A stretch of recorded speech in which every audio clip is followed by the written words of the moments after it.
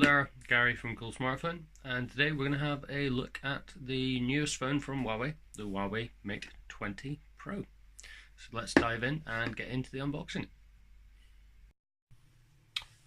So here we have the Huawei Mate 20 Pro, which I'm going to do a unboxing for. Now I'm doing the unboxing, however one of my colleagues, Dan Carter, is going to be doing the review. Now the colour of his device, he has the Twilight, I have the black version here.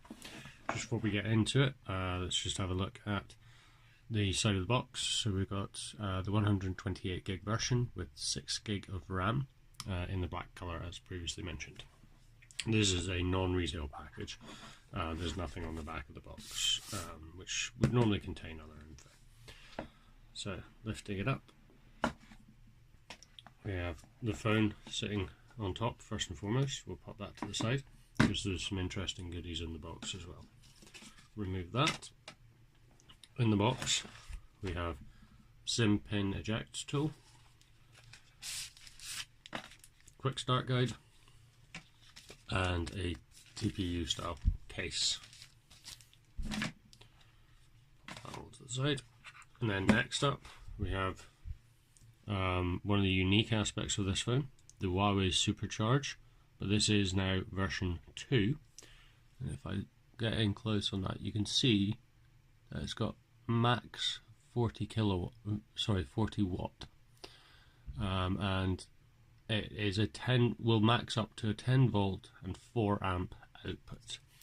That will allow you to charge the Mate 20 Pro at 40 watts, which is amazing. USB cable, standard USB Type-C with their purple connector.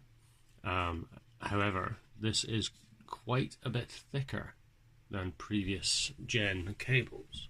If I just bring down the charger for the P20 Pro and I get 2 bits of the cable, you'll see there is an increased thickness there, and that's because of the amount of current that is going to be going through this cable. So this is how they've managed to get past, well, not get past, but past the TÜV Rheinland testing. Last but not least, as with all Huawei devices these days, you do get a USB Type-C headset, which will never get used, and a 3.5mm headset jack adapter. Very useful that this is in box actually. However, for me, I've moved to Bluetooth headsets, so it's not something that is immediately necessary for me. Just move everything off to the side and we'll get back to the phone. So the phone, first and foremost, I want to bring my S9 Plus in. They look very, very similar. They're around about the same thickness, around about the same weight. And if we turn the screen on my S9 Plus and we'll boot up the Huawei. Now I have to say I have set this up. The reason being I wanted to be able to show off the fingerprint reader to you, so it has been set up, so don't worry too much about that. And to be honest, once you set up one Android phone, you've set up millions. So just wait for it to boot up. While it boots up, let's have a quick tour. So we've got a USB Type-C port at the bottom next to the nano SIM tray slot. This is also where the nano memory card would go. 1 microphone, 2 microphones, and some antenna lines, which you can't really see on this black version. Nothing down the left hand side if you were to look at it from the front. On the top, the antenna lines again, an IR emitter, another microphone. Then on the right hand side, volume rocker, and the nice red detailed power button there. I do like that, it means it's easier to find the power button. Screen itself, just let me double check what the resolution is. I know it is a 6.3 inch display, 6.3 inch curved OLED display, and with a resolution of 3120 and 1440, which is nearest down 2K. 19.5 to 9 aspect ratio. The weight of the device is 189 grams, with dimensions of 157mm length, 72 width, and 8.6mm thick. As we've already discussed, it's 128 gig and the 6 gig variant. Up the top here, we do have our camera array. Now, this camera array is actually quite clever because it's capable of 3D facial recognition, which works very, very well. We've also got a speaker in there and a couple of other sensors, but there's a 24 megapixel camera in there. That's the screen turned on. Now if I just show you, that's the fingerprint. Now because this has been off, let me just pop my code in. You can see it's a very, very nice, clear display. Compare that with my Samsung. They're pretty close. The flickering is just being picked up by the camera. That flickering won't actually happen in real life. There is a notch, however, I can actually live with that notch. It's nothing that concerns me too much. On the back though, we do have the cameras. Now the cameras, there's quite a lot going on here, so bear with me. Just take this film off and you can see that gorgeous sheen. It's not as slippy as some of the previous devices, however, just for sake of keeping this device pristine, because it is only a review device, I will be using the grip case with it. So let's just pull up the camera specs, because there's so much here I can't remember them all. So our primary camera, very much like on the P20 Pro, is a 40 megapixel wide angle camera with which is 27mm and a f.10 over 8. Sorry, f over 1.8, that's what I meant to say.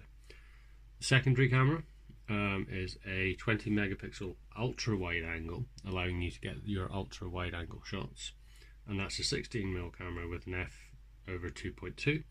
And then thirdly, you have an 8 megapixel telephoto, 3 times telephoto lens, which is 80mm, and that's f over 2.4. Now that one also does have your optical image stabilization as well. I believe it may be present on the 40 as well, but I can't be absolutely certain. Up here at the top, you can just about make it out, the Leica co-branding, because this has again been co-developed by Leica. Another little demo of that fingerprint there, and it is stupidly quick. I'm not going to go into the software very much. I'm going to leave that to Dan to cover in his full review. One thing I will say from the get-go, I do prefer the UI layout that they've adopted for EMUI 9, which is what this is running. The icons do seem to be better sized over previous generations. And first initial impressions from using this for the first 24 hours or so are very good. I love the fact that I can reverse wireless charge to my other Samsung device. I'll just give you a very brief demonstration of that. And some of the camera modes are just really, really clever. So if I now take my Samsung, pop it on, should pick up.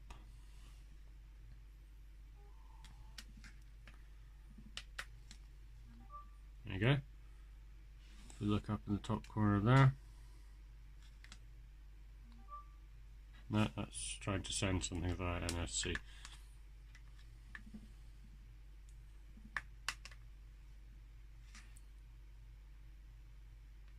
It will start to charge. It's a bit finicky.